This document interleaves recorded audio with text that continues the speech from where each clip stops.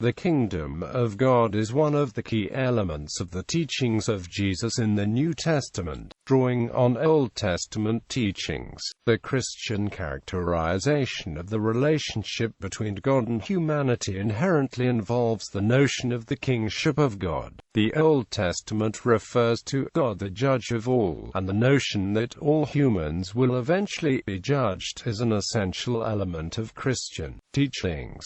Building on a number of New Testament passages, the Nicene Creed indicates that the task of judgment is assigned to Jesus. The New Testament is written against the backdrop of Second Temple Judaism. The view of the kingdom developed during that time included a restoration of Israel to a Davidic kingdom and the intervention of God in history via the Danielic Son of Man. The coming of the kingdom of God involved God finally taking back the reins of history, which he had allowed to slacken as pagan empires had ruled the nations. Most Jewish sources imagine a restoration of Israel and either a destruction of the nations or a gathering of the nations to obedience to the one true God. Jesus stands firmly in this tradition. His association of his own person and ministry with the coming of the kingdom indicates that he perceives that God's great intervention in history has arrived, and that he is the agent of that intervention. His suffering and death, however, seem to cast doubt upon this, but his resurrection establishes his claim. The claim of his exaltation to the right hand of God establishes him as king.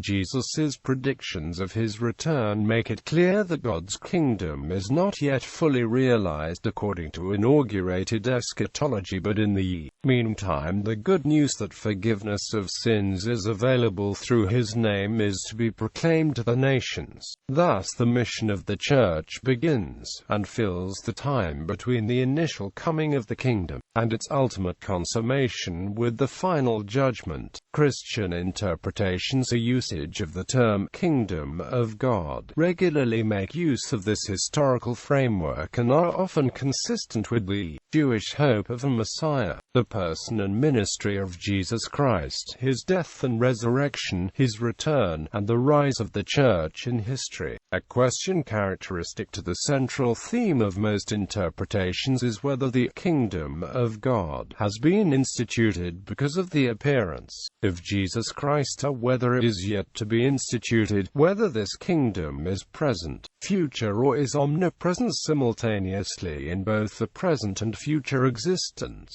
The term kingdom of God has been used to mean Christian lifestyle, a method of world evangelization, the rediscovery of charismatic gifts, and many other things. Others relate it not to our present or future earthly situation, but to the world to come. The interpretation of the phrase is often based on the theological leanings of the scholar-interpreter. A number of theological interpretations of the term kingdom of God have thus appeared in its eschatological context, e.g., apocalyptic, realized, or inaugurated eschatologies, yet no consensus has emerged among scholars. Etymology. The word kingdom appears 162 times in the New Testament, and most of these uses relate to either basileia to theo, i.e., kingdom of God, to basileia ton or anon, i.e., kingdom of heaven in the Synoptic Gospels. Kingdom of God is translated to Latin as regnum Dei and kingdom of heaven as regnum caelorum. Kingdom of heaven appears 32 times in the Gospel of Matthew and nowhere else in the New Testament. Matthew also uses the term kingdom of God in a handful of cases, but in these cases it may be difficult to distinguish his usage from kingdom of heaven. There is general agreement among scholars that the term used by Jesus himself would have been kingdom of God. Matthew's use for the term kingdom of heaven is generally seen as a parallel to the usage of kingdom of God in Mark and Luke's Gospels. Matthew is likely to have used the term heaven due to the fact that the background of his Jewish audience imposed restrictions on the frequent use of the name of God. R.T. France suggests that in the few cases where kingdom of God is used, Matthew seeks the more specific and personal reference to God and hence goes back to the term kingship and kingdom. The Christian characterization of the relationship between God and humanity involves the notion of the kingship of God, whose origins go back to the Old Testament and may be seen as a consequence of the creation of the world by God. The enthronement Psalms provide a background for this view with the exclamation, "The Lord is King." However, in later Judaism a more national view was assigned to God's kingship, in which the awaited Messiah may be seen as a liberator and the founder of a new state of Israel. The term kingdom of God does not appear in the Old Testament, although his kingdom and your kingdom are used in some cases when referring to God. However, the kingdom of God is a prominent phrase in the Synoptic Gospels, and there is near unanimous agreement among scholars that it represents a key element of the teachings of Jesus.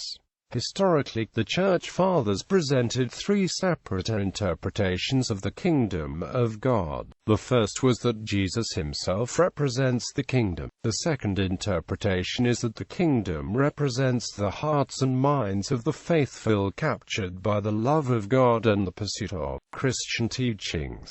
The third interpretation is that the kingdom represents the Christian Church composed of the faithful. Over the centuries, a wide range of theological interpretations for the term kingdom of God have appeared. For instance, in Catholic teachings, the official declaration Dominus Iesus states that the kingdom of God cannot be detached either from Christ or from the Church. For, if the kingdom is separated from Jesus, it is no longer the kingdom of God which he revealed. Eastern Orthodox Christians believe that the kingdom of God is present within the Church and is communicated to believers as it interacts with them. R.T. France has pointed out that while the concept of kingdom of God has an intuitive meaning to lay Christians, there is hardly any agreement among theologians about its meaning in the New Testament. Some scholars see it as a Christian lifestyle, some as a method of world evangelization, some as the rediscovery of charismatic gifts, others relate it to no present or future situation, but the world to come. France states that the phrase kingdom of God is often interpreted in many ways to fit the theological agenda of those interpreting it. Eschatology. Interpretations of the term kingdom of God have given rise to wide-ranging eschatological debates among scholars with diverging views, yet no consensus has emerged among scholars. From Augustine to the Reformation, the arrival of the kingdom had been identified with the formation of the Christian Church, but this view was later abandoned by some Christian churches, and by the beginning of the 20th century, some Protestant churches had adopted the apocalyptic interpretation of the kingdom. In this view, the kingdom of God did not start in the 1st century, but is a future apocalyptic event that is yet to take place.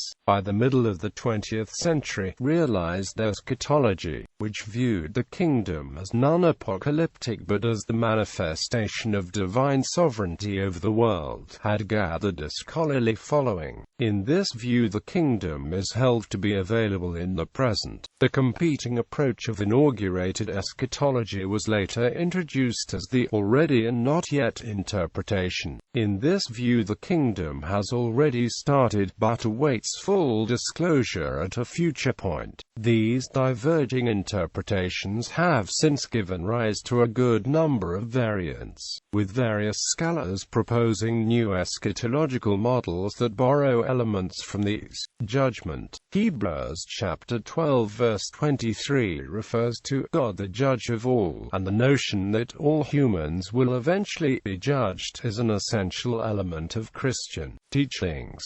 A number of New Testament passages and later creedal confessions indicate that the task of judgment is assigned to Jesus. John chapter 5 verse 22 states that neither does the Father judge any man, but he has given all judgment unto the Son. Acts chapter 10 verse 42 refers to the resurrected Jesus as he who is ordained of God to be the judge of the living and the dead. The role played by Jesus in the judgment of God is emphasized in the most widely used Christian confessions, with the Nicene Creed stating that Jesus sits on the right hand of the Father, shall come again with glory, to judge the living and the dead, whose kingdom shall have no end. The Apostles' Creed includes a similar confession.